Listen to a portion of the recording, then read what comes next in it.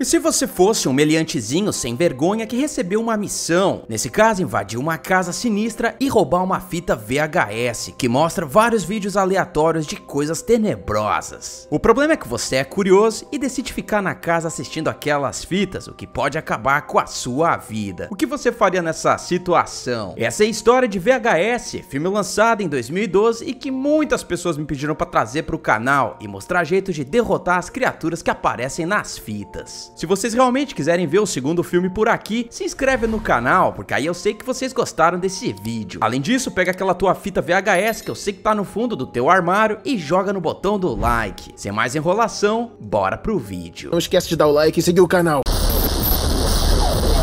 O filme se inicia quando nós conhecemos 4 trombadinhas, sendo eles Brad, Rox, Zack e Gary, uma ganguezinha fundo de quintal que faz alguns pequenos delitos, como por exemplo, vandalismo, e exibem os melões das garotas indefesas pra câmera. Eu não sei não, mas eu acho que filmar os crimes que você comete não é exatamente uma boa ideia e pode te colocar em cana caso isso vai parar na mão da corte. Portanto, se você for um criminoso, não filme as suas paradas. Ele tem toda a razão. Enfim, eles recebem um novo job, nesse caso de uma fonte anônima que fala pra eles invadirem uma casa e roubarem uma fita VHS muito específica. Como eles estão querendo ampliar as operações, a gangue aceita e invade a casa. O problema é que quando eles chegam na sala, vem que o dono da propriedade já foi de base, sendo que ele partiu pro além sentado numa poltrona. Enquanto os outros 3 meliantes saem pela casa procurando a fita, Brad decide ficar pra trás, já que a curiosidade bate, e ele assim decide assistir um filminho, a mesma fita que o velho tava vendo antes de ir de base. É então que o filme pula pra um dos vídeos amadores. Nessa fita a gente vê 3 personagens nada carismáticos, sendo eles Shane, Patrick e Clint, que comprou aqueles óculos chavosos da década de 2010. Lembra aqueles óculos que tinham 2 câmeras porcaria no canto dele? A ideia do trio Parada Burra é sair pra night e pegar tudo que é mulher. Os 3 então vão numa balada, onde conhecem algumas garotas irlandesas. Nesse caso, a fogosa Lisa e a amiga dela, chamada Lily, uma garotinha misteriosa que tá com os olhos estralados, parece que ela usou algum tipo de narcótico. Que é isso, cara?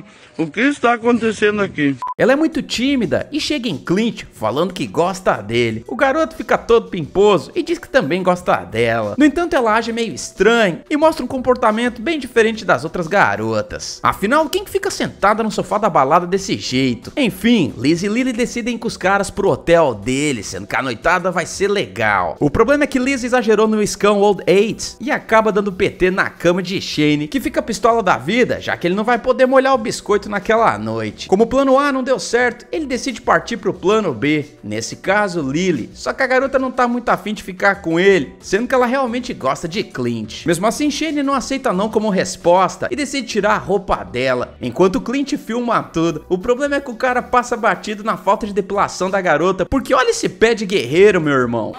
Ai, bicha, que nojo! Mesmo estando ocupada com o Shane, a garota também quer Clint, só que ele não curte muito encostar o sino dele em outro cara. Portanto, ele decide tomar um ar dentro do banheiro. Com a recusa do garotinho leite com pera, o Patrick decide ir no lugar dele, porém Lily diz que não gosta do cara. Mesmo assim, ele chega junto, porém segundos depois ele entra no banheiro junto com Clint e fala que a garota o mordeu na mão. Os dois então saem do banheiro e é aí que o bagulho fica louco, já que Lily tá sugando a hemoglobina do pescoço de Shane. Desesperados, eles voltam pra dentro e Patrick pega o suporte da cortina pra se defender. Cara, não é por nada não, mas esses 2 caras poderiam ter sobrevivido a essa situação. Bastava ter bloqueado a porta com os pés e usado nos celulares pra ligar pra polícia, avisando que a garota tava completamente insana naquele local. Depois disso, tudo que eles precisavam fazer era ficar naquele mesmo lugar, esperando os tiras chegarem pra meterem pipoco na danada. Dane-se, porque Patrick resolve sair do banheiro e ir pra cima da garota com o suporte de cortina, o que não acaba muito bem pra ele, já que a garota se enrola em volta dele e o finaliza, sendo que Clint fica completamente imóvel do outro lado da cama sem fazer absolutamente nada. Olha só, o cara teve mais de 1 minuto pra fugir daquele local, mas não, ele fica ali no cantinho da cama achando que a garota não vai encontrá-lo ali.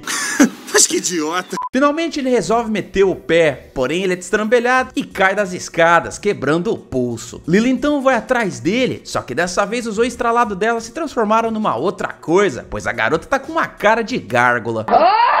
Mesmo assim, ela tenta levantar o bingolinho dele, só que sem chance dessa barraca armar nessa noite. Ela então pergunta se Clint não gosta mais dela, sendo que o garoto diz que não vai rolar. Isso deixa a Lily demoníaca completamente devastada, à medida que ela começa a chorar. No entanto, cerca de segundos depois, ela se revolta e solta os rugidinhos que com certeza não são coisa boa. Olha só, eu sei que o garotinho aí tá abalado com essa situação, porém ele poderia usar uma psicologia reversa pra sair dessa, e eu me refiro a dizer que gostava de Lily, mas que tava com o pulso machucado, ou seja, fazer de tudo pra convencer de que ele gostava dela, o que com sorte daria uma oportunidade pra ele escapar. O segredo do beijo é avançar 90% do caminho. Dane-se, porque a garota não reage muito bem à bota tomada e começa a correr atrás de Clint, que bate na porta da recepção do hotel pedindo por ajuda. No entanto, as duas garotas acham que ele é um maníaco e se recusam a abrir a porta. Olha só, se eu tivesse um demônio correndo atrás de mim, eu pularia nessa janela quebrando o vidro na hora. Foda-se!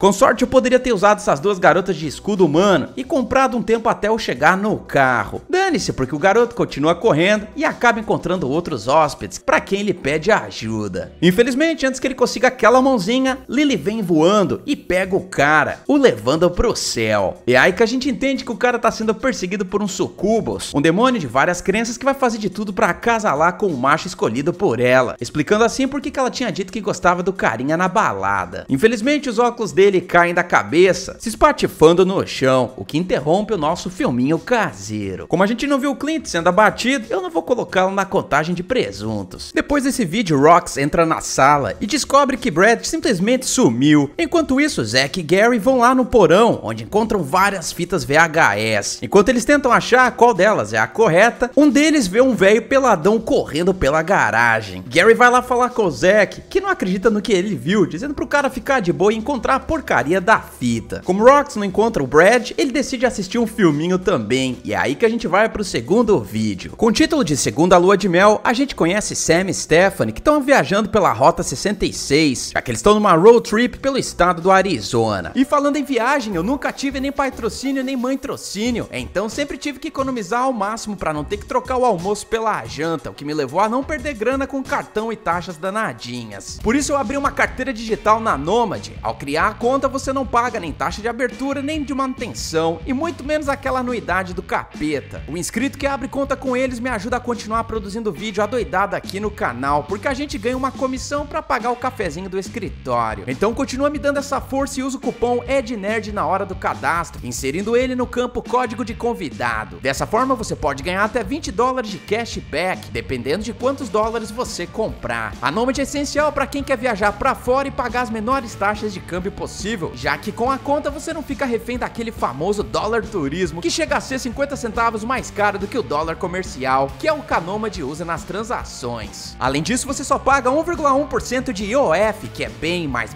baixo do que os 6,37% que o trouxa aqui já pagou em várias viagens que eu tive a oportunidade de fazer. Se não tá bom pra você, a Nomad ainda tem uma sala VIP no Terminal 3 do aeroporto de Guarulhos, que você pode usar pra esperar o seu voo. Fazendo um Pix em real pra conta Nomad, você já compra os seus primeiros dólares, e mesmo que a sua viagem não aconteça em breve, você pode ir juntando dinheiro de pouquinho em pouquinho e de certa forma fazer uma reserva de uma moeda que quase nunca baixa. Então continue ajudando o canal e abre a conta, demora cerca ali de 3 minutinhos, e não se esqueça de colocar o cupom EDNERD no código de convidado. Uhul! Quem tá gravando a parada toda é Stephanie. No meio do caminho eles decidem parar numa atração que lembra o Velho Oeste. Stephanie então dá de cara com o fantoche, que lê a sorte da garota. A previsão da mandinga é que ela vai se reunir com o seu amor, e ainda diz que a garota confia muito nas pessoas e é facilmente ludibriada por elas. Mais tarde os dois decidem parar num hotel, e é aí que alguém bate na porta do quarto deles. Sam vai ver quem é e acaba encontrando uma garota muito estranha, que pede que ele dê uma carona pra ela no dia seguinte. Sam obviamente nega a oferta e volta pra falar com Stephanie, dizendo que tinha algo muito sinistro com aquela garota, algo que a deixava ameaçadora. Os dois então vão dormir, e aí que o bicho pega, já que a gente vê um vulto filmando os dois enquanto eles tiram uma soneca. O invasor de propriedade então abre a carteira de Sam e pega 100 doletas. Não bastando isso, o meliante ainda vai no banheiro e pega a escova do cara, a mergulhando dentro da privada. Enfim, no dia seguinte Sam repara que o dinheiro sumiu e culpa Stephanie por aquilo, dizendo que ela provavelmente comprou algo pra se auto-presentear. No entanto, Stephanie nega ter pegado o dinheiro e os dois então continuam o passeio. Olha só, cara, eu não queria falar nada não, mas se uma garota sinistra bateu na porta de vocês e o dinheiro magicamente sumiu da carteira, significa que tem algo bem sinistro rolando por aí. Sendo assim, eles não deveriam se hospedar no mesmo hotel pela segunda vez, justamente pra ter tirado a prova dos 9. Nesse caso, eles poderiam ter se hospedado num segundo hotel e ficado de olho pra ver se algo sinistro aconteceria. Enfim, infelizmente eles não fazem isso e decidem ficar mais uma noite naquele local. É aí que o mesmo vulto entra novamente no quarto e dessa vez decide tramutinar o pescocinho de Sam. Em vão o cara tenta estancar a groselha, mas já é tarde, já que o cara vai de base enquanto é gravado pelo intruso. O humilhante então vai no banheiro e olha pro espelho, sendo que a gente percebe que é a mesma garota da noite anterior, usando uma máscara de porcelana. É aí que Stephanie entra no banheiro também e do nada começa a beijar a meliante, o que comprova que as duas eram um casal e queriam se livrar de Sam, o que de certa forma confirma a previsão feita pelo fantoche. Enfim, as duas vão embora, sendo que Stephanie olha pra meliante e pergunta se ela apagou o vídeo da câmera. Voltando pra gangue de meliantes, Rox fica tão entretido com a fita que ele não percebe que o dono da casa simplesmente desapareceu da poltrona. Enquanto isso, Zack e Gary continuam procurando a porcaria da fita, que olha só, tava todo esse tempo sendo assistida pelos outros dois meliantes. Enfim, o plano deles é fazer várias cópias daquelas fitas que eles estão mexendo, justamente pra ganhar um dinheirinho extra. É então que a gente vai pro terceiro conto, nesse caso, terça-feira, dia 17. Nela nós conhecemos Wendy, uma garota dinâmica que todos os anos acampa num lago numa floresta isolada. Dessa vez ela leva 3 novos amigos com ela, nesse caso Joey, Spider e Samantha. Durante o passeio pelo bosque, Wendy menciona uma lenda local, dizendo que todos os amigos dela foram tramontinados no ano anterior. Wendy então olha pra Joey e Spider e fala que todos eles vão morrer naquele local. Eles não entendem porcaria nenhuma e continuam filmando a parada, sendo que a câmera de Joey dá uma pane e é então que umas imagens aleatórias começam a aparecer, mostrando presuntos fatiados dentro do lago. Ao caminhar pela floresta, eles encontram um porquinho abatido, porém ninguém ali dá a mínima pra isso. Enquanto eles relaxam no lago, Wendy explica que teve um assassino naquela região, que finalizou um monte de jovens dinâmicos. No entanto, o resto do grupo acha que isso é piada dela pra meter medinho e simplesmente dão risada. Eu vou dar a mesma dica pra derrotar esse conto, assim como eu fiz nos filmes de Sexta-feira 13. Sempre pesquise o local onde você vai acampar. Se tiver alguma história cavernosa de um doido do machado perseguindo as pessoas, simplesmente não vá pra lá. Ou seja, se o Joey e o Spider aí tivessem feito a lição de casa, saberiam que a história de Wendy é sim real e portanto não teriam aceitado o convite da garota pra ir naquele lago. Enfim, Spider tá mais interessado em molhar o biscoito e é convidado por Samantha pra ir pra floresta. Na verdade, a garota não iria fazer nada com ele, apenas queria mostrar o número de líder de torcida que ela teve que ensaiar, que olha só, também inclui tomar uma machetada na cabeça. É então que a gente vê o espírito do Jason do Paraguai se aproximando de Spider, que fica completamente em choque. O garotinho tenta correr, mas como atletismo não é a praia dele, o cara consegue tropeçar no primeiro tronco de madeira e cai no chão, sendo finalizado pelo Jason do Paraguai com várias machetadas na testa. Quem aparece na cena é o Andy, que percebe que os dois amigos foram de base, porém isso não a abala e volta pra conversar com Joey, se oferecendo pra dar uma bimbada com o cara. Como o Joey não nasceu ontem, ele acha aquilo bom demais pra ser verdade e fala pra ela parar de caô, perguntando onde os outros amigos dele estavam. Cortando o clima, o Andy decide revelar a verdade e fala que os dois já foram de base, já que o plano dela basicamente consistia em levar 3 iscas pra atrair o Jason do facão. Ela diz que no ano passado o Jason do Paraguai atacou ela e seus amigos, sendo que o Andy foi a única sobrevivente. Ao ser resgatada, ela tentou explicar para as autoridades que o assassino estava em mais de um lugar ao mesmo tempo, porém ninguém acreditou nela. Na tentativa de comprovar que ela não estava de caô, ela simplesmente decidiu atrair esses 3 jovens burrões pra mata, pois o plano dela é acabar com o Jason genérico. O cara obviamente diz que ela precisa de ajuda e fala que vai vazar. O problema é que o Jason do Paraguai chega por trás dele e passa aquela tramontina na gargantinha do cara. O Andy então começa a fugir do maluco e o leva pro centro da floresta, onde, olha só, ela tinha conseguido montar uma armadilha, já que à medida que o Jason se aproxima, uma grade levanta do chão e atravessa o danado. Peraí, se o Jason assombrava aquela floresta, como raios ela teve tempo pra montar a armadilha? Isso não faz o menor sentido. Dane-se, porque ao virar a câmera novamente, ela percebe que o danado escapou. Ela então olha pra cima e vê que o Jason do Paraguai se teletransportou pra uma árvore, sendo que ele pula nela e a finaliza também. De volta à gangue dos meliantes, a gente vê que o dono da casa magicamente decidiu sentar no trono novamente. No entanto, Rock simplesmente desapareceu da cena. Zack e Gary então vão lá ver o que os outros caras estavam fazendo e ficam confusos com o desaparecimento dos dois. Gary então manda Zack assistir o próximo vídeo, mesmo que o cara não goste muito da ideia. A gente então vê o quarto conto com o seguinte título: A coisa doentia que aconteceu com Emily quando ela era mais nova. Já se inscreveu no canal?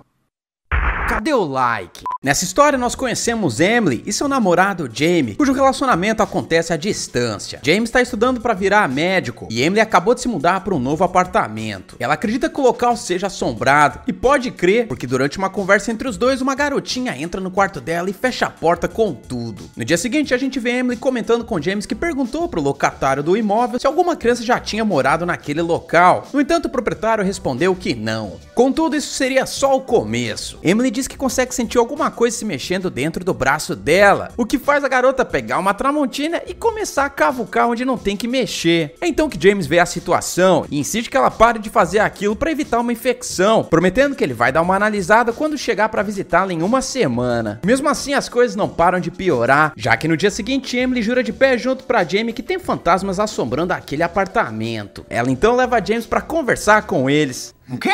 Porém, os dois catis estão de saco cheio naquela noite e nocauteiam a mulher. É então que a porta do apartamento se abre e por ela entra a James, que estava morando no apartamento do lado esse tempo todo sem que a garota soubesse. Os fantasmas, na verdade, eram alienígenas que observam James remover cirurgicamente um feto do torso de Emily. Eles têm usado Emily basicamente como uma incubadora, justamente para criar seres híbridos de alienígenas com humanos. James estava sabendo da parada toda e pergunta para os dois capetinhas do espaço sideral por quanto tempo eles planejam continuar com aquilo, já que Emily não vai aguentar sobreviver por muito mais tempo. Além disso, ele menciona que Emily descobriu o dispositivo de rastreamento que foi instalado no braço dela. Para que o esquema continue, os alienígenas apagam a memória de Emily, enquanto James quebra o osso dela para fazer com que pareça um acidente. A gente então vê a garota novamente conversando com James pelo notebook, sendo que ela diz que quebrou os ossos num acidente de trânsito. Ela também menciona que gostou bastante da médica recomendada por James, uma psiquiatra que deu as más notícias para Emily, dizendo que a garota foi diagnosticada com um leve caso de esquizofrenia. Emily então começa a chorar na câmera e fala pra James que ele merece namorar uma garota melhor. James então usa aquelas lágrimas de crocodilo pra dizer que Emily é a única garota que ele precisa na vida dele. É a verdade, não minto.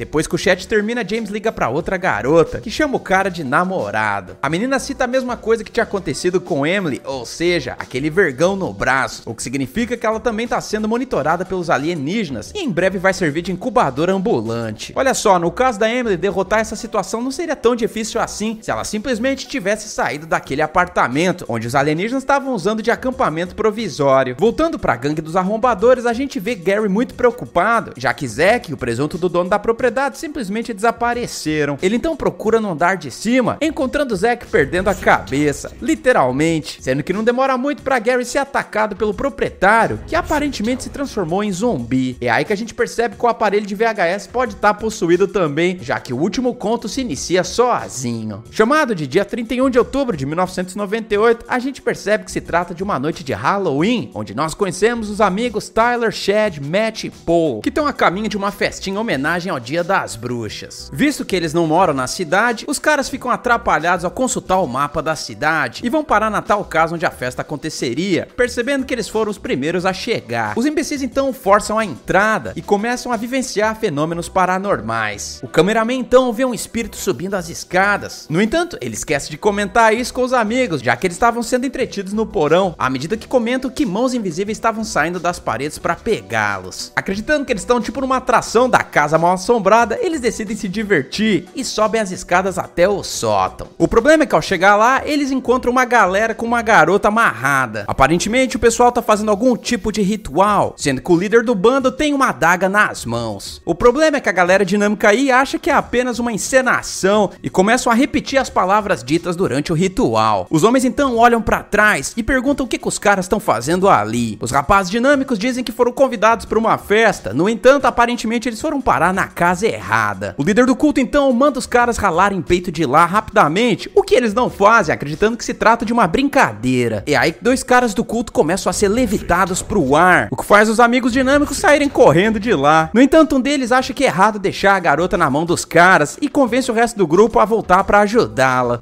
No, God! Se vocês me perguntarem, esse foi um baita erro, sendo que seria muito mais seguro para os amigos dinâmicos irem lá pra fora e chamarem a polícia, mantendo o máximo de distância possível daquela cena escrota. Dane-se, porque eles sobem e soltam novamente e atacam os cultistas ainda de pé. E aí que os membros do ritual começam a ser levitados assim como os 2 anteriores, o que de alguma forma parece coisa completamente normal para os amigos dinâmicos que fazem a cagada de desamarrar a mulher. Conforme eles tentam tirar a garota da casa, coisas estranhas começam a acontecer, indicando que aquele local era amaldiçoado por um poltergeist. Nada demais, coisa de leve, como por exemplo mãos saindo magicamente das paredes e tentando agarrar os amigos dinâmicos. Os objetos da mobília também começam a voar em direção a eles, sugerindo que o poltergeist não quer que eles arranquem a garota de lá. Não bastando isso, as portas e janelas começam a se fechar, obrigando o pessoal a buscar uma rota alternativa por baixo do porão. Felizmente eles conseguem sair da casa e colocam a garota dentro do carro. Eles então tentam achar um hospital, porém algo sinistro acontece, o carro também para de funcionar. Não bastando isso, a garota magicamente desaparece do veículo, e aí que os jovens dinâmicos reparam que ela tá bem ali do lado de fora, bem na frente do carro. O problema é que o poltergeist é ligeiro e não tem nenhuma intenção de ser atropelado pelo trem que tá vindo na direção do carro, já que os amigos bobocas pararam ele bem em cima dos trilhos. O pessoal então tenta sair do veículo, porém os vidros e as portas não abrem, indicando que o poltergeist tá segurando a parada. Cara, nessa hora qualquer cotovelo conseguiria quebrar esse vidro, mas não, eles aparentemente não estudaram física e decidem ficar ali pedindo arrego à medida que o trem atropela todo mundo. O que vocês provavelmente não sabiam é que tem um final alternativo para esse filme, onde a gente vê as portas do carro se abrindo, possibilitando que os garotos saiam do veículo antes que o trem passe em cima deles. Os lazarentos então saem correndo e até fazem gracinha disso, dizendo que o final de semana foi muito divertido. É aí que o trem bate no carro e explode a parada atrás deles. VHS foi detestado, tanto pela crítica quanto pelo público. Eu vou falar pra vocês que esse filme tem uma grande ideia em reunir esses contos antológicos. O problema é que metade deles é muito boa e metade deles é muito ruim. Eu sei que o gênero em que esse filme se encaixa é o famoso found footage, só que, cara, diferente de alguns filmes consagrados como Atividade Paranormal e Cloverfield, esse aqui exagera na tremedeira de câmera, o que me incomodou bastante em várias cenas do filme. Os contos que eu gostei foram da garota da webcam, a da Lily Gárgula e o último da garota possuída pelo poltergeist. Já os outros 3 eu acho bem fracos, tanto é que eles são até mais curtos pela ausência de história. Pro primeiro filme de VHS eu dou uma nota 5,5. A gente não sabe quanto que o longa custou, mas ele faturou no cinema cerca de 2 milhões de dólares, porém a gente tem que considerar que ele ficou apenas questão de dias em cartaz. Pessoal, se vocês quiserem que eu faça um vídeo pro segundo filme, já deixa a seguinte frase no campo de comentários: eu quero. Sigam a gente nas redes sociais do canal, no Insta da página @ednerd.canal e no meu pessoal também, @eddebarros. Sem mais delongas, bora pra contagem de presuntos. O total de corpitos no filme foi de 20 presuntos, sendo que o troféu presunto de ouro vai pro Spider do conto do Jason do Paraguai. Galera, último recado por aqui: se vocês curtem filmes found footage, clica aí nessa playlist que eu deixei no canto da tela, onde tem vários filmes nessa pegada, como a saga completa de Atividade Paranormal, A Bruxa de Blair, Hack, Cloverfield e muito mais. Não esquece o like e se certifica que o sininho tá marcado em todas as notificações. Eu vejo vocês no próximo vídeo e valeu!